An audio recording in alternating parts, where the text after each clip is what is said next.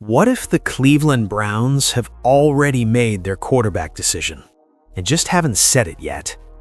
Because something unusual is happening behind closed doors, and it's not the kind of shift you announce in a press conference. It's quieter than that. Subtle.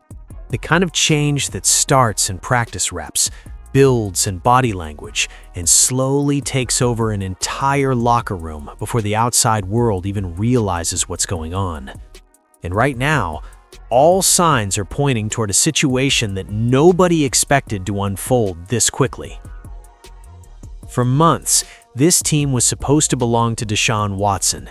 The investment, the expectations, the long-term plan, it was all built around him. But suddenly, that certainty doesn't feel so certain anymore, because standing on the other side is Shedeur Sanders, and what started as a simple opportunity is quickly turning into something much bigger. This isn't just a typical quarterback competition. It's not about development or future potential. It's about something happening right now, in real time, where one player is quietly gaining ground and the other is being forced to respond under a level of pressure that keeps getting harder to ignore. And the most surprising part, this shift didn't come from a single big moment. There was no headline-making performance, no dramatic announcement. Instead, it's been building piece by piece, rep by rep, until now it's impossible to overlook. Because inside that building, something has clearly changed. And once you start to see it, you can't unsee it. At first, it didn't look like anything major. No dramatic announcements, no sudden shakeups, just a slightly different energy inside the building. But in environments like an NFL facility, those small changes matter more than anything. Players notice them, coaches feel them, and when enough of those little details start stacking up, they point to something much bigger happening beneath the surface. The quarterback room, once clearly defined, doesn't feel as settled anymore. What used to be a straightforward hierarchy has turned into something far less certain. There's a quiet tension now. Nothing loud or obvious, but just enough to make people pay attention. Conversations feel shorter. Reactions feel more measured. It's the kind of atmosphere where everyone knows something is shifting, even if no one is saying it out loud. And then there's the way practices have started to unfold. The rhythm feels different. Not chaotic, not disorganized, but adjusted, slightly recalibrated. The kind of change that only happens when coaches are no longer just sticking to a plan, but actively exploring another direction. It's subtle, but it's there in the pacing, the sequencing, even the way drills are structured. What makes this even more interesting is how quickly it all started to happen. Usually, shifts like this take time, weeks, sometimes months, but here it feels accelerated, like something forced the situation to evolve faster than expected. And when that happens in the NFL, it's rarely accidental. Some around the team have started to quietly acknowledge it, not publicly, not directly, but in tone, in wording, in the way they answer certain questions. There's a level of caution now, like everyone is aware that the situation is more fragile than it appears on the outside. And that kind of awareness only shows up when there's real uncertainty behind the scenes. Because this isn't just about evaluating talent anymore. It's about reading the room, sensing momentum, and recognizing when a situation is starting to tilt in a direction that can't easily be reversed. And once that kind of shift begins, it doesn't stay contained for long. It starts to show itself in ways you can't ignore. Then it became the rhythm of the offense. The timing felt sharper when he was under center. Routes developed cleaner. The ball came out quicker with less hesitation. It wasn't about flashy plays, it was about control. The kind of control that makes everything around you look smoother, easier, more connected. And that's the part coaches pay attention to more than anything else. What's even more telling is how the trust started to show. Coaches weren't just watching him anymore, they were leaning on him, giving him more responsibility, letting him dictate the pace, allowing him to operate instead of just execute. That's a massive shift. Trust at that level doesn't get handed out unless a player is proving over and over again that he can handle it. And the way he's doing it? Calm, no panic, no forcing the spotlight. If anything, he's letting the game come to him, but somehow the spotlight keeps finding him anyway. Teammates are noticing. You can see it in the way receivers respond, the way the huddle feels when he steps in. There's a natural confidence building there, something that doesn't need to be explained, it just shows up. Some reports and conversations around the team suggest that this isn't just a hot stretch or a temporary adjustment. There's growing belief that what we're seeing is real, that this isn't about potential anymore, it's about performance right now. And when that kind of belief starts spreading inside a locker room, it becomes incredibly hard to slow down. Because once a quarterback begins to take control like this, not loudly, but undeniably, it forces everyone else in the building to confront a difficult question. If this keeps going, how do you take the ball out of his hands? For a long time, there was no debate about who this offense belonged to. Deshaun Watson wasn't just the starter, he was the plan. The investment, the expectations, the entire direction of the Cleveland Browns were built around him. But now that certainty is starting to crack, and the shift isn't happening loudly, it's happening in the way people are beginning to question what once felt untouchable. It starts with the smallest margins, a throw that's just a fraction late, a read that doesn't come as quickly as it used to. In a normal situation, those moments barely register. But this isn't a normal situation anymore. Now, every rep carries weight. Every decision is being measured against what's happening on the other side of the field. And when that comparison begins, it doesn't take long for doubt to enter the conversation. There's also the reality that he's not operating in the same environment he once was. Time away from the game, physical setbacks, and everything that's surrounded him off the field have created a different kind of pressure. Nothing is being said outright, but there's a sense that the margin for error has completely disappeared. Some observers and reports suggest that his grip on the QB1 role isn't as firm as it once was, and that alone changes how every performance is viewed. What makes this even more difficult is the contrast building right in front of him. This isn't happening in isolation. While he's trying to re-establish rhythm and control, Shedeur Sanders is steadily building both. And when two paths start moving in opposite directions like that, the spotlight naturally shifts toward the one gaining momentum. You can feel it in the way practices unfold.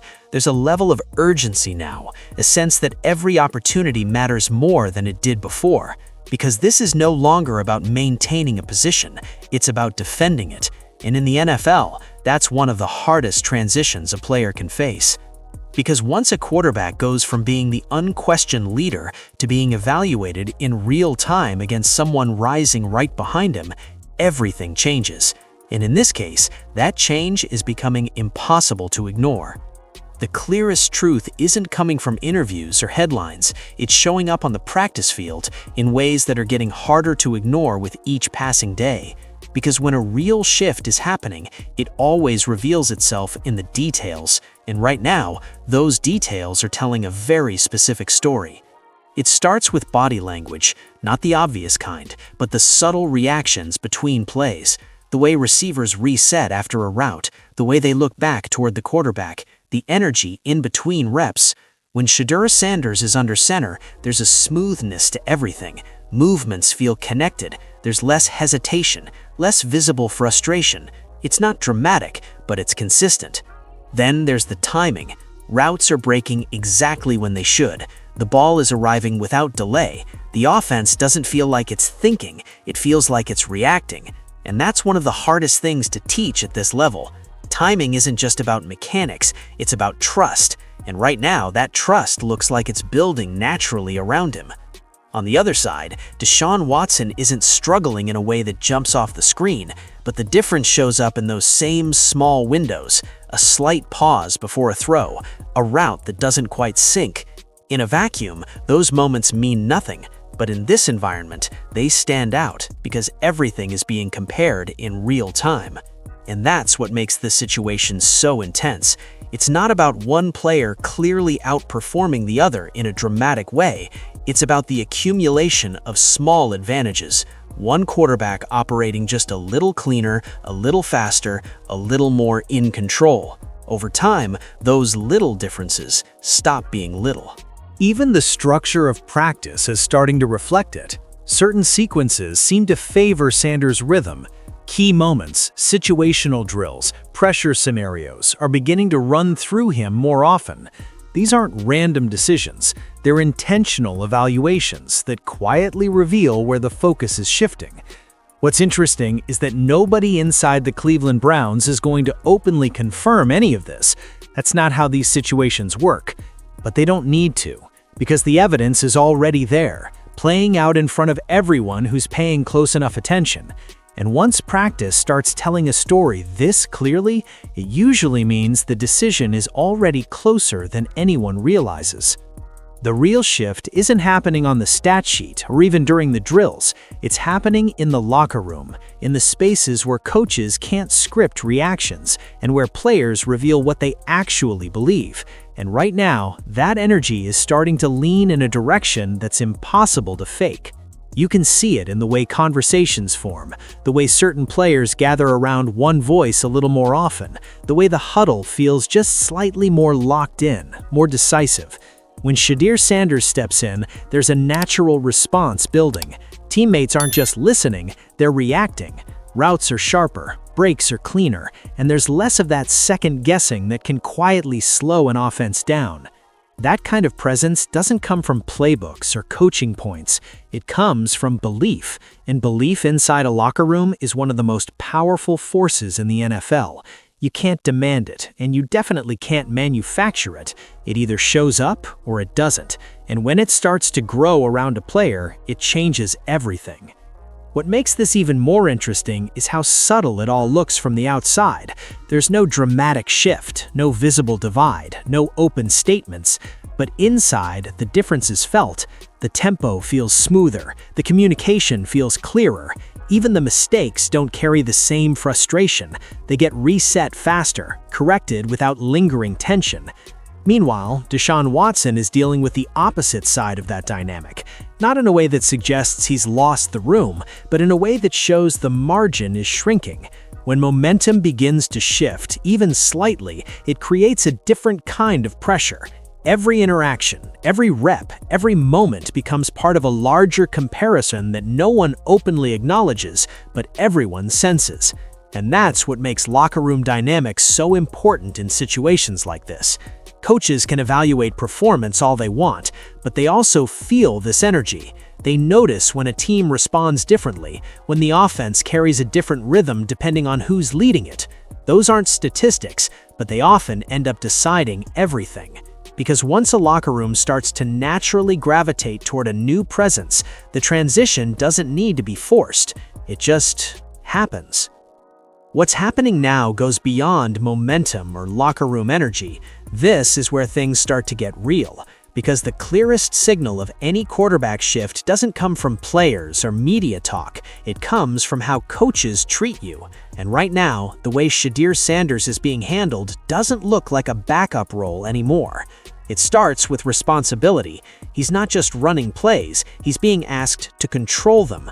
Adjustments at the line, reading defensive shifts, changing protections. Those are responsibilities usually reserved for a QB1. Coaches don't hand that level of control to someone they're just evaluating. They give it to someone they're preparing. Then there's how the offense is being shaped around him. Certain play designs, certain sequences, even situational reps, third downs, pressure scenarios, red zone moments are increasingly flowing through Sanders. That's not accidental. Those are the exact moments where coaches test whether a quarterback can handle real game pressure, and more importantly, whether they trust him to. And so far, he's answering those tests the right way. Calm decisions, quick adjustments, no visible panic when things break down. That kind of composure stands out immediately, especially when the stakes are rising.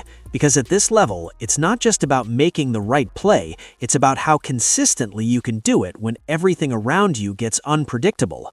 Meanwhile, Deshaun Watson is still operating within the system, but the contrast is becoming clearer. This isn't about one player being favored unfairly, it's about how opportunities are being distributed. And right now, those opportunities are quietly telling you who the coaching staff is leaning toward when it matters most.